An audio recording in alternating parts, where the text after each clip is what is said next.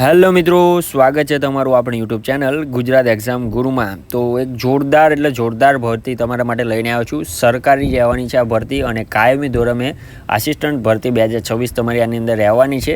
તો સરદાર પટેલ યુનિવર્સિટી દ્વારા સરકારી અને કાયમી ધોરણે તમારી આ ભરતી રહેવાની છે, જેની અંદર તમે કોઈપણ જાતનું ગ્રેજ્યુએશન કરેલું હોય, BA, BCom, BSc, તો પણ તમે આની માટે એલિજિબલ છો। અને એનાથી વધુ મહત્ત્વની વસ્તુ એ છે કે કોઈપણ જાતની પરીક્ષા વગર તમારી આ ભરતી રહેવાની છે। અને પગારની વાત કરીએ મિત્રો, 26,000 તમને પહેલાં 5 વર્ષ માટે ફિક્સ આપવાના છે। ત્યારબાદ પે લેવલ 4 મુજબ 25,500થી 81,000 સુધી તમારો આની અંદર પગાર મળી રહેવાનો છે। તો મહત્ત્વની વસ્તુ એ છે કે કાયમી ભરતી છે અને ખૂબ જ સારી ભરતી છે। આ વિડીયોની અંદર આપણે સંપૂર્ણ માહિતી લઈ લેવાના છે કે આ જે પોસ્ટ છે તેના માટે કેટલી વેકન્સીઓ છે, તમારું સિલેક્શન પ્રોસેસ કઈ રીતના રહેવાનું છે પૂરું, જેની અંદર તમને એ સમજાવવામાં આવશે કે એપ્લિકેશન ફોર્મ છે એ કઈ રીતના ડાઉનલોડ કરવું, ક્યાંથી ડાઉનલોડ કરવું, એની સાથે શું ડોક્યુમેન્ટ જોડવા, પે સ્કેલ શું મળી રહેવાનું છે, એની જે એલિજિબલ ક્રાઇટેરિયા શું છે, સંપૂર્ણ માહિતી તમને એક જ વિડીયોની અંદર મળી રહેવાની છે। તો આવી જ ભરતીની માહિતી તમને સૌથી પહેલાં મળતી રહે તે માટે આપણે વોટ્સએપ અને ટેલિગ્રામ ગ્રુપમાં અવશ્યથી જોડાઈ જજો, જેની લિંક આપણે વિડીયોના ડિસ્ક્રિપ્શનમાં આપેલી છે। તો વધુ ટાઈમ તમારો નહીં લઉં, ફટાફટથી ચાલુ કરી દે આજનો આપણો વિડીયો। સૌથી પહેલાં આપણે ઓવરવ્યૂ લઈ લઈએ, ત્યારબાદ આપણે સ્ટેપ બાય સ્ટેપ સંપૂર્ણ માહિતી જાણી લઈશું।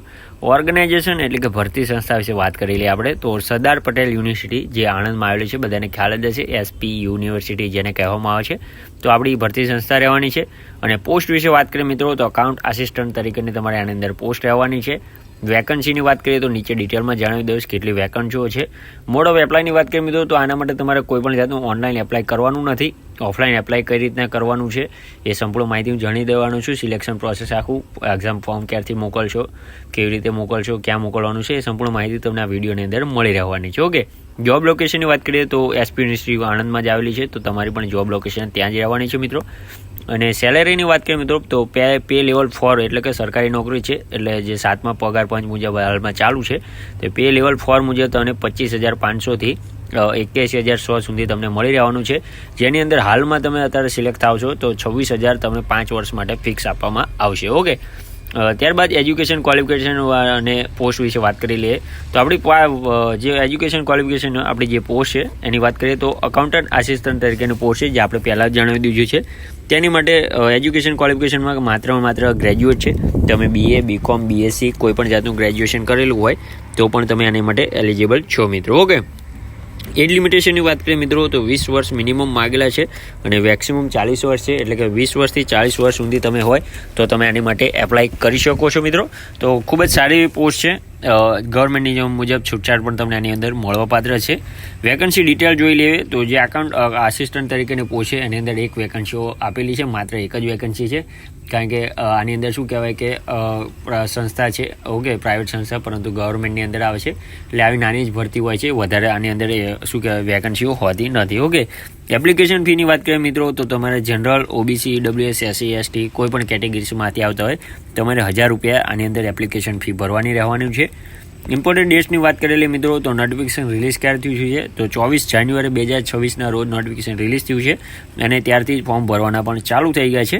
લાસ્ટ ડેટની વાત કરીએ મિત્રો, તો 16 ફેબ્રુઆરી 2026 સુધીમાં તમારે ફોર્મ મોકલાવી દેવાનું રહેશે। ઓકે, તો સિલેક્શન પ્રોસેસ સમજી લે, મહત્ત્વની વસ્તુ છે, ધ્યાન રાખજો મિત્રો। તો માત્ર તમારા જે ડોક્યુમેન્ટ છે ફોર્મ સાથે અટેચ કરીને 16 ફેબ્રુઆરી 2026 પહેલાં મોકલી દેવાના રહેશે। ક્યાં મોકલવાના છે, તો આ જગ્યા લખેલી છે, to the director agro economics research centre, ministry of agriculture and farmer welfare, Sardar Patel university, HM Patel institute of rural development, 2nd floor, in front of Nandvaliya Haveli, Vallabh Vidyanagar, pin code number આપેલો છે અને ગુજરાત, અને from name, address, mobile number અને email તમારું લખવાનું રહેશે। આટલું તમારે ઉપર કવર ઉપર લખવાનું રહેવાનું છે।